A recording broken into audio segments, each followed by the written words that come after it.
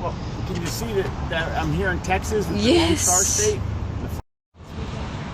So one of the issues here this week, the President of the United States was in town visiting the governor of Texas. They're from opposing political parties, of course. And the big issue was border control, because it is the job of the federal government to control the borders. Ironically, it is not the job of the federal government to provide health care or even to provide education. That is the job of the states or to the peoples. Check, what is it, Article number 10 of the U.S. Constitution. You'll find that out. So, but they weren't here. The president didn't make it to the border like we did.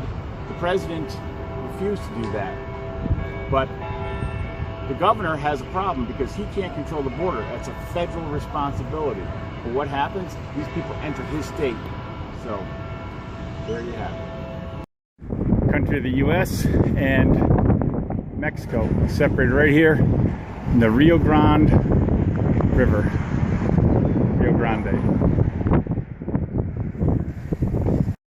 It's the Border Patrol looking at the Rio Grande River. On the other side is Mexico. This side is the U.S. And there goes the Border Patrol.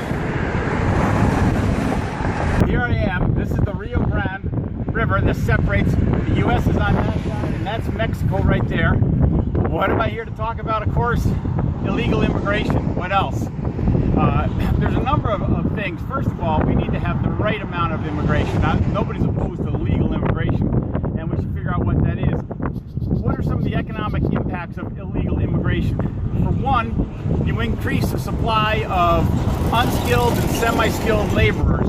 So perhaps in the construction trades, in the restaurants, in landscaping, all those kinds of places. You'll know that bringing in a bunch of semi-skilled or unskilled laborers means that they're going to flood the supply of those types of jobs. It's going to make it harder for semi-skilled or unskilled Americans to find work. Of course, when it comes to alternatives, Americans have alternatives like welfare that an illegal immigrant doesn't have. So the illegal immigrant may in fact be working harder than a typical poor American in that regard. Just saying, because leaving that country right there and getting to America is in many cases the life goal of the hardest working Mexicans, and for that matter people from El Salvador, Nicaragua, Dominican Republic, many other countries. Their goal is to get to America, to them the land of milk and honey, because they can actually get jobs and get work where their economies are often stagnant here in what might be called the third world. Rio Grande, so. Seeing the U.S.-Mexican border. I wanted to see the border here with Macau and China. This is what a closed border looks like. Big white fence along apparently the whole length of things, and you can only get through without stopping at the border. You can only get across if you've got permission, and if you go through the gate.